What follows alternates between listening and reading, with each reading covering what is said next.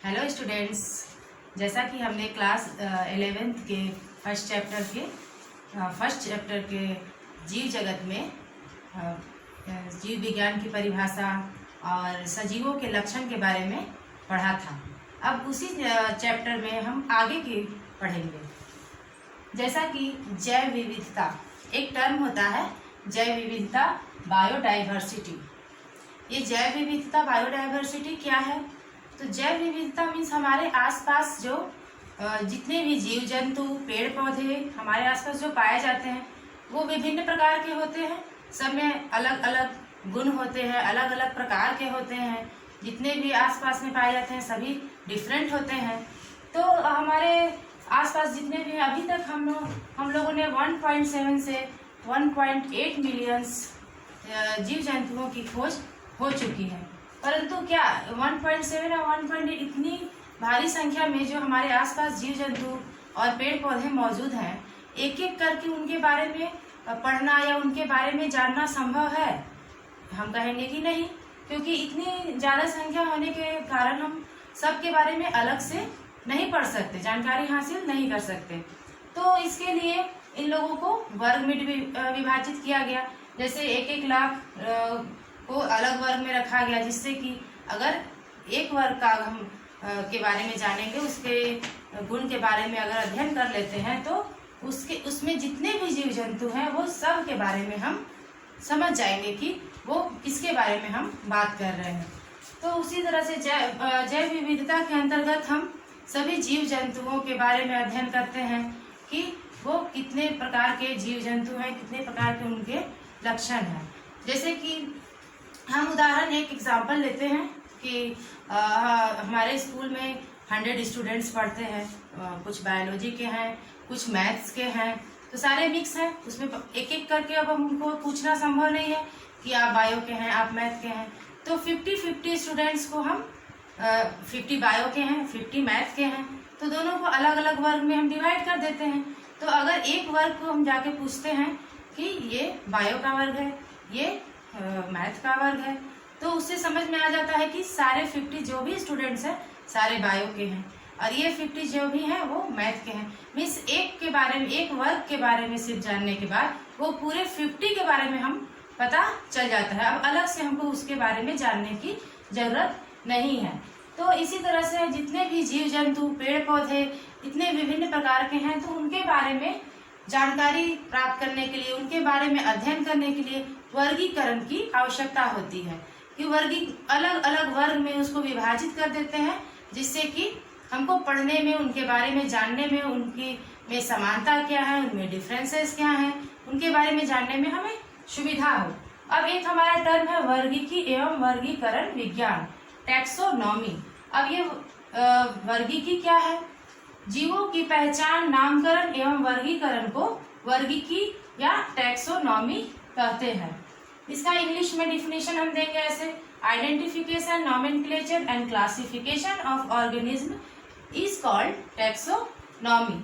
किसी भी जीव का पहचान करना कि वो जीव आखिर है क्या, बैक्टीरिया है, फंगस है, एनिमल है या प्लांट है, और उसका नामकरण पहले पहचानेंगे, उसके बाद उसका नामकरण करेंगे, फिर उसके बाद उसको किसी एक वर्ग में डालेंगे कि ये किस वर्ग का जीव जंतु है। तो इसी प्रक्रिया को हम वर्गीकरण कहते हैं। दूसरा हमारा एक टर्म आता है सिस्टमैटिक्स। सिस्टमैटिक्स क्या है? इसके अंतर्गत जीवों के प्रकार एवं उनकी विविधता का अध्ययन किया जाता है, साथ ही इनके संबंधों का भी अध्ययन किया जाता है।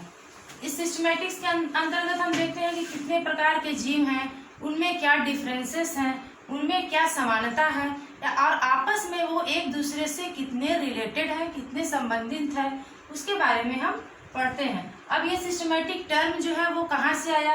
ये टर्म एक लैटिन शब्द है, लैटिन शब्द सिस्टेमा से आया है। सिस्टमैटिक्स जो है, और उसका मीनिंग होता है जीवों की नियमित व्यवस्था। इस सिस्टमैटिक टर्म्स का सबसे पहले प्रयोग हमारे वैज्ञानिक कैरोलिनस लिनियस ने किया। इन्होंने सिस्टेमिक टर्म का सबसे पहले आविष्कार किया। उन्होंने अपने एक बुक का नाम, टाइटल भी सिस्टेमा नेचर रखा, जिसके अंतर्गत उन्होंने सारे जीव जंतु को वर्गीकृत करके उसके बारे में लिखा। अब वर्गीकरण के मौलिक सिद्धांत, हम किसी भी ऑर्गेनिज्म को कैसे क्लासिफाई करेंगे, कैसे पहचानेंगे, कैसे उसका नॉमेनक्लेचर करेंगे, उसके कुछ सिद्धांत हैं, कुछ नियम हैं। उसमें पहला है पहचान, आइडेंटिफिकेशन।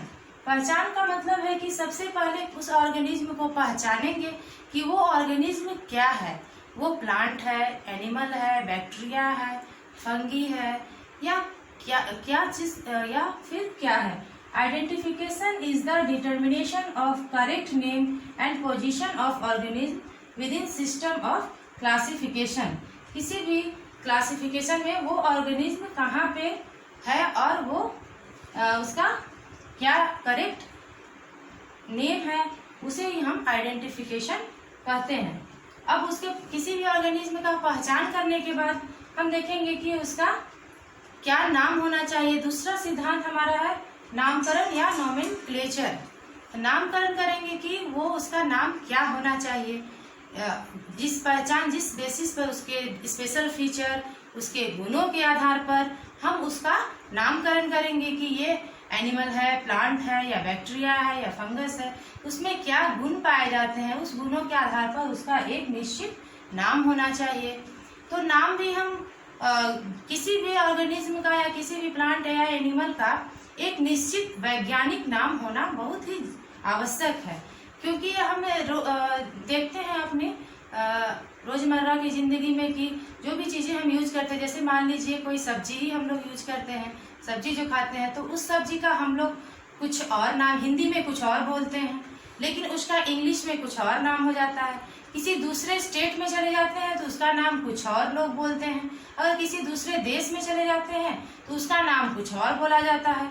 अब इससे कंफ्यूजन हो जाता है कि आखिर किस सब्जी के बारे में बात हो रही है या किस पदार्थ के बारे में बात हो रही है। अलग अलग नाम होने के कारण एक ही चीज के बारे में सही से समझ में नहीं आता है कि वो चीज है क्या। इसीलिए किसी भी ऑर्गेनिज्म या किसी भी प्लांट का एक वैज्ञानिक नाम होना बहुत ही आवश्यक है। एक वैज्ञानिक नाम होने कहने का मतलब है कि उसका एक नाम हो जो कि पूरे विश्व में, पूरे वर्ल्ड में उसी नाम से वो जाना जाए। चाहे हम इंडिया में हो या फिर अमेरिका चले जाएं या रसिया चले जाएं, चाइना चले जाएं, कहीं भी जाएं तो उस ऑर्गेनिज्म को उसी नाम से जाना जाए। जैसे कि हम आम का उदाहरण लेते हैं, आम का वैज्ञानिक नाम दिया गया है मैंगीफेरा इंडिका। तो मैंगीफेरा इंडिका अगर हम इंडिया में है तो मैंगीफेरा इंडिका कहने का मतलब आम ही है, लेकिन अगर अमेरिका में चले जाए तो मैंगीफेरा इंडिका कहने का मतलब भी आम ही होता है। रसिया चले जाए तो मैंगीफेरा इंडिका वही आम के बारे में बोला जा रहा है। चाइना चले जाए तो उसी आम के। इसका मतलब कि किसी भी एक नाम होने के कारण, वैज्ञानिक नाम होने से उसको समझने में, उसके फीचर्स के बारे में अध्ययन करने में सुविधा होती है। किसी तरह की कोई कंफ्यूजन की बात नहीं रहती है। तो नामकरण करना बहुत ही आवश्यक होता है। तो ये नामकरण जो होता है वो वैज्ञानिक नाम हम अपने मन से नहीं दे सकते हैं कि कुछ भी किसी भी ऑर्गेनिज्म का कुछ भी वैज्ञानिक नाम दे दें, क्योंकि उसका नाम का भी एक इंटरनेशनल रूल्स है, अंतर्राष्ट्रीय एक नियमावली बनाई गई है कि इसी नियम के तहत हम उसका नाम रख सकते हैं। वो नाम इसका ये नियम होना चाहिए कि इसमें बाइनोमियल्स नोमेनक्लेचर एक नाम देने की एक पद्धति है, जिसमें कि हम किसी भी ऑर्गेनिज्म का नाम रखते हैं। जीवों के नामकरण के लिए एक पद्धति अपनाई गई है। इस पद्धति का नाम है द्विनाम नामकरण पद्धति, जैसे कि बाइनोमियल नोमेनक्लेचर सिस्टम। उस सिस्टम के द्वारा ही हम किसी भी ऑर्गेनिज्म, प्लांट या एनिमल का नाम रख सकते हैं। द्विनाम नामकरण पद्धति कहने का मतलब है द्विमंश होता है दो। किसी भी ऑर्गेनिज्म का दो नाम के दो खंड होंगे। पहला दो शब्द से मिलकर उसका नाम बनेगा। पहला शब्द होगा वंश का और दूसरा शब्द जाति का। और इस बाइनोमियल नोमेनक्लेचर सिस्टम का आविष्कार किसने किया? कैरोलस लिनियस ने। इन्होंने इस सिस्टम को दिया कि इस सिस्टम के द्वारा हम किसी भी ऑर्गेनिज्म का नामकरण कर सकते हैं। एग्जाम्पल के लिए आम का हमारा वैज्ञानिक नाम है मैंगीफेरा इंडिका। ये इसका बॉटेनिकल नाम भी इसको कह सकते हैं। तो इसमें दो खंड हो गए, ये दो शब्दों से मिलके बना है। पहला हो गया मैंगीफेरा एंड दूसरा हो गया इंडिका।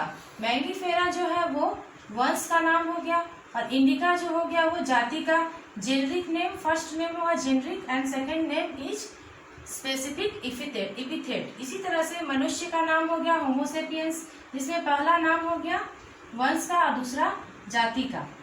और आलू का हो गया सोलेनम ट्यूबरोसम। उसी तरह से जो भी हमारा वैज्ञानिक नाम होगा उसको वो दो शब्दों से मिलकर बना होगा। पहला शब्द होगा जेनरिक एंड द सेकेंड शब्द होगा आपका स्पेसिफिक इपिथेट। अब उसको लिखने का भी एक अलग सिस्टम है कि उसको हम कैसे लिखेंगे। उसको लिखने के लिए सबसे पहले पहला नामकरण के अंतर्राष्ट्रीय कुछ नियम बनाए गए। हमारा फर्स्ट नियम है वैज्ञानिक नाम को लिखने के लिए लैटिन भाषा का प्रयोग किया जाता है तथा इटैलिक्स में ये लिखे जाते हैं। जब भी हम उसको लिखेंगे तो लैटिन भाषा में लिखेंगे और इटैलिक्स का प्रयोग करेंगे। दूसरा हो गया आपका पहला शब्द वंश तथा दूसरा शब्द जाति स्पेसिफिक इपिथेट को दर्शाता है। तीसरा हमारा नियम है यदि हाथ से लिखे जाए तो अंडरलाइन किया जाता है। जैसे कि यहाँ पे हमने एग्जाम्पल में देखा होमोसेपियंस लिखे तो हमने अंडरलाइन किया और ये सेपरेटली अंडरलाइन किए जाएंगे, अलग अलग अंडरलाइन करेंगे। और अगर हम उसको प्रिंट करते हैं तो वो इटैलिक्स में लिखे जाएंगे। जिसे प्रिंट करने के लिए वो तिरछे अक्षरों में लिखे जाते हैं, उसको हम इटैलिक्स कहते हैं। अगला नियम हमारा हो गया कि पहला शब्द कैपिटल एवं दूसरा शब्द स्मॉल लेटर में लिखा जाता है। पहला शब्द जैसा हम लोगों ने लिखा कि पहला शब्द मैंगीफेरा में पहला वर्ड जो है वो एम कैपिटल है और इसमें आई स्मॉल है, तो ये लिखा जाएगा। और अंत में वैज्ञानिक का नाम होता है। लास्ट में जो हम इसमें लिखेंगे वैज्ञानिक का नाम, जिस वैज्ञानिक ने इसकी खोज की, जिस वैज्ञानिक ने किसी भी ऑर्गेनिज्म किसी भी प्लांट की जिसने खोज की उसका नाम हम लास्ट में लिखेंगे। जैसे मैंगीफेरा इंडिका के साथ लास्ट में लिन मीन्स इसकी खोज किसने की, कैरोलस लिनियस ने की, इसलिए इसका शॉर्ट में एब्रिविएटेड फॉर्म में उसको लिखेंगे लिन। अब आगे हम देखते हैं कि अंतर्राष्ट्रीय नियमावली किसी भी ऑर्गेनिज्म का नाम को लिखने के लिए, प्लांट का हो या एनिमल को, तो उसके लिए एक नियमावली बनाई गई है।